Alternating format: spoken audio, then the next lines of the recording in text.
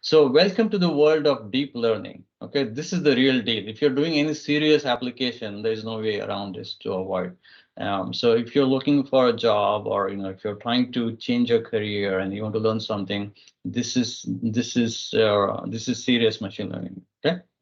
So I showed this dog and cat example, right? But if you look at this image in the left corner here, whenever we see some image, right, the image falls on the retina, and the image travels along the optic nerve, and then it goes to the brain, and our brain makes an interpretation whether it's a dog or a cat and something, right? Obviously, this is called a neural network. This is called optical nerve. And then if you were to zoom in, this is how those neurons look like. Okay. And now pictorially, what they have is basically this main nucleus. The information travels along the signal travels along the length of that axon, and then there are these axon terminals which latch onto the other neurons, and then you end up with getting a network something like this here on the right corner, bottom corner, where you have multiple neurons connected to each other. Okay. Now, just FYI, the optic nerve has about 100 million neurons, so you kind of get a perspective on what kind of numbers we are talking about here. Okay. So some very smart people said, hey, if the human body can do that, why can't we do that using a computer? Okay, I'm sure they were really smart people because they actually made it work. So what they did was, instead of neurons, they replaced that with memory locations. And now we are going to jump into how this actually works. So I'm going to need at least 10 minutes of your undedicated attention if you are serious about deep learning. Silent your phones and TVs. If you're with me for the next 10 minutes, I promise you this is going to be a beautiful journey. So get started. Anybody? Give me a thumbs up. Ready to ride? Quick thumbs up. All right, thank you, Lori. Okay, just like our neural network fires and we make a determination that is a dog or a cat, right? This is how an artificial neural network works, where let us say we are presenting a handwritten digit, right? We are presenting a handwritten digit. So instead of neurons, these are memory locations, and some of these neurons fire. And then if you are presenting digit number 2, that correct neuron in the brain, or in this case, the computer, says, oh, this is digit number 2. And that's how, at a very high level, this is how the network works. Okay, the correct neurons fire basically, and this works. Now, of course, that is a similarity. After that, we deviate. Actual implementation is not like we are doing biology here. It's really numerical computations. Okay. Okay, so how does this artificial neural network work? So stay with me for the next 5 minutes, and this will be the best time in a long time. I promise you. This is really beautiful. Okay, so let us say I have this handwritten digit 2 that I put here. Okay. A black pixel, I'm putting 0, and a white pixel is 1, and any gray values are between 0 to 1. Okay, so this is that 28 by 28 pixel, and let's say it's a handwritten digit. Okay, what I'm going to do is I'm going to convert this into a series where the first 28 I put here, and then the next 28, just like a raster scan on those CRTs, right? So I'm just simply arranging them in a sequence order. Okay, so 28 by 28, so to 784 pixels with values from 0 to 1. 0 if it is a black pixel, 1 if it is a white pixel, and anywhere in between is gray. Now, in data science speak, these values are called activation values, but just think of this as some number in a memory location. Okay.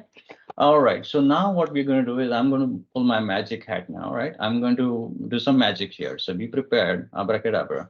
So we have this handwritten digit 2. I put them in this cell, right? So same thing. I just put them in those memory locations, and I'm calling them values A1, which is the activation value for this cell, all the way to A74. Okay. Now this is where the magic begins.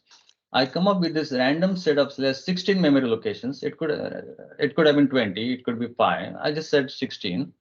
What I'm going to do is I'm going to create this 16 memory locations, and I'm going to do a weighted sum to populate the 16 memory locations. Now, what is the sum? Let us say if I simply added all the values inside and put it here, that is called sum, right? A weighted sum is, instead of just adding, you multiply with some weight.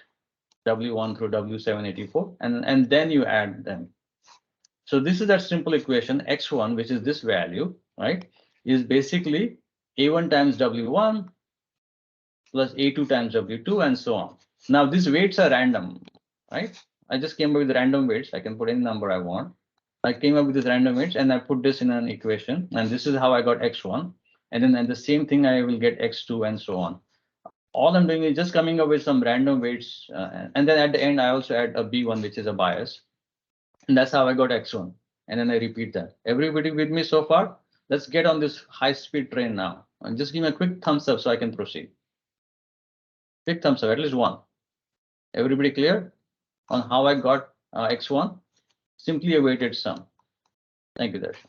Okay, so it's a simple weighted sum. Okay, and then I do this with for all of these memory locations.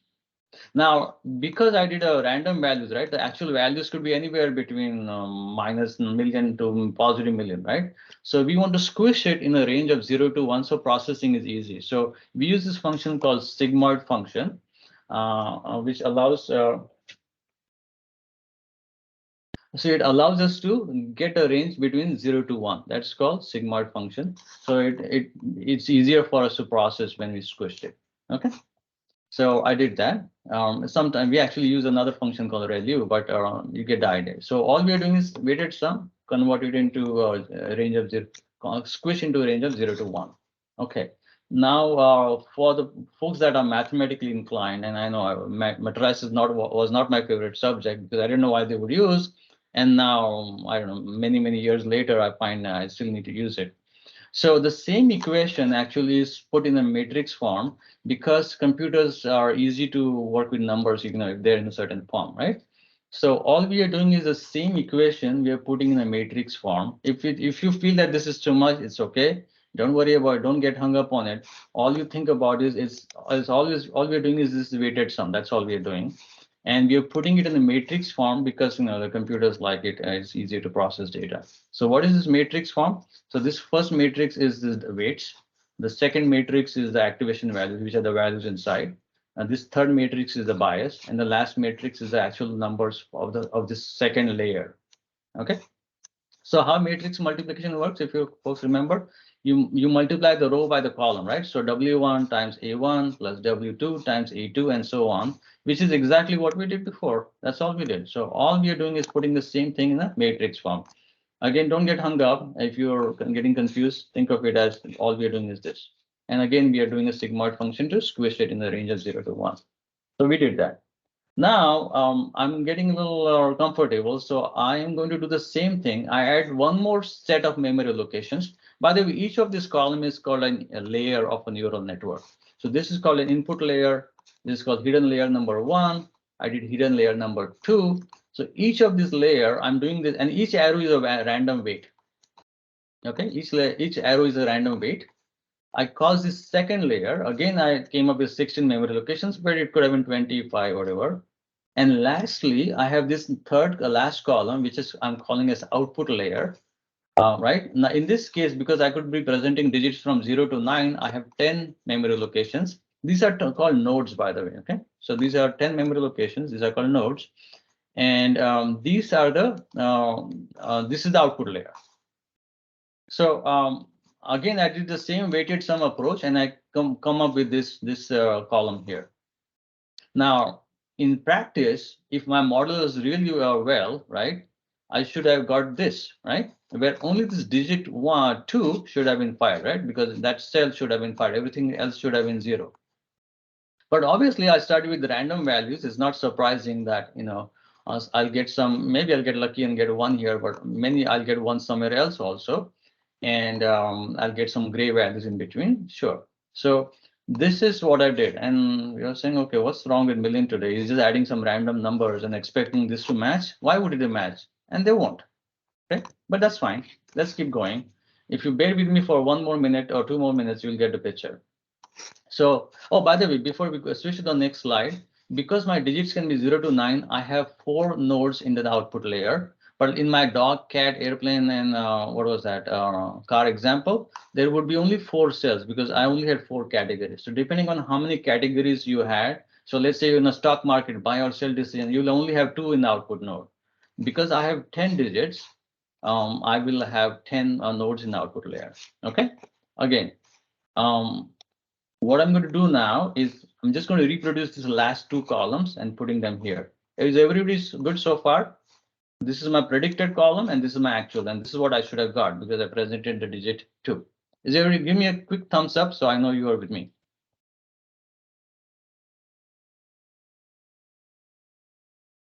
Thank you, Darshan. Anybody else? Thank you, Sanu. Okay, all right. So let's keep going. I hope this was not a whole lot. I'm trying to really simplify a very complex topic. So please don't feel intimidated, but because really many people don't understand this actually, and conceptually it's not as bad as it looks. But so far, all I did was just came up with some random numbers, did a weighted sum, made this prediction, and then I simply produce. This is what I should have got, and this is what I end up with. No surprises because I have random numbers here, random weights, right? Okay. Now what? Now really the magic becomes a reality, and see what I'm going to do now. Okay. I'm going to calculate something called cost C, which is a error function, meaning it's a cost function, and it's a reflection of how much is the difference between these two. Okay, it's called a cost function, and the formula is also actually very simple. It is simply the sum of the square of the differences. So I just get 0 minus 0, take a square, add it. 0 minus 0, 1 minus, all I'm doing is simply subtracting them and taking a square. The only reason I'm doing a square is because we don't want a positive and a negative error to cancel out. That's why we're doing a square, right? And then all I'm doing is adding them up. Again, our sigma function is coming to a rescue because we don't want this number to go out of range. So again, we are squishing it in number of 0 to 1. All right. Okay. So imagine that this is the cost function, and imagine that you had only one weight instead of hundreds of W's, right? Let's say you only had one one weight here, and let's say the cost function looks something like this. I remember calculus where I was goofing off in the class. Well, it came in to bite me now because I had to really figure this out. But essentially, if this is a cost function, right, we want to find a value where the error is minimal, right? So we want to find that value of W where your cost function is minimal here. So how do we do that? We take a partial derivative and equate it to 0. Now, why partial derivative? Because we treat all of the variables as constant. That's the only difference between a partial derivative and a real and an actual derivative. But essentially, why we say 0? Because at this point the slope is 0, right? So essentially, if you think about it, right? Let's say you're somewhere here in that plot, and you say that, oh, your slope is negative. So you keep going down, you keep going down, until your slope starts decreasing, and at this point it becomes 0. And if you go further, your slope will start becoming positive. So you're trying to find the spot here. This technique is called gradient descent. It's much easily explained in 1D. But let's say if you have two variables, W1 and W2, then you look something like a cone. And you want to find the bottom of that cone. And sometimes you may end up in the wrong minima. That's fine. But our objective is to find one. Because when you achieve that, that means our prediction is going to be perfect. And you saw, right, in my dog cat example, I was able to predict 100%. So my error was really, really very, very low. It'll never be 0, it will be very, very low. This technique is called gradient descent.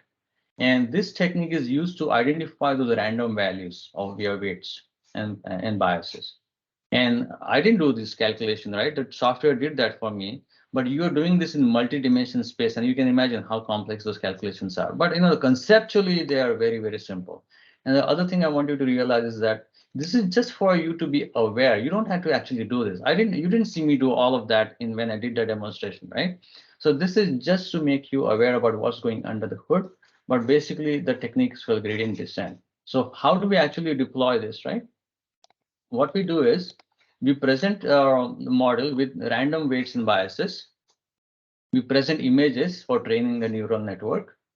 We calculate a cost function, which is the error between those two. And then we use gradient descent to find out the partial derivative equating into 0. So we want to find a minimum value of that cost function. And then once the algorithm is trained, we can test it with new images, which is what I did, right? I did Google search, and then I was able to predict them correctly. So this is the technique that is used, whether you're doing X-rays, whether you're doing dogs and cats, just for fun, but in the real world, that's what is actually going on. Now, to give you a perspective, right, they just came up with this neural network called GPT-3. This was done by this company called OpenAI. This model has 150 billion parameters. Imagine how complex those models are. But the idea behind it is still the same, right? And this chat GPT, actually, it can write poems, it can write software code. And the cost of training the model is in millions of dollars. So you can imagine how this complex are. But the idea is still the same, right? My neural network was much simpler. They have more layers and all that stuff. But if you look at it at a very high level, it's a car is a car, right? It's a sedan or Jeep or whatever. You just need to know how to use it. And they just have a fancy car. Sure, that's fine. I've got a simple car. It'll get me from point A to point B. So this, my friends, was a very brief introduction to deep learning. There are some really cool videos that I'll try to post a link here, but they really do a much better job at showing with animation how this works. But I wanted to give you a very high level perspective of how deep learning works.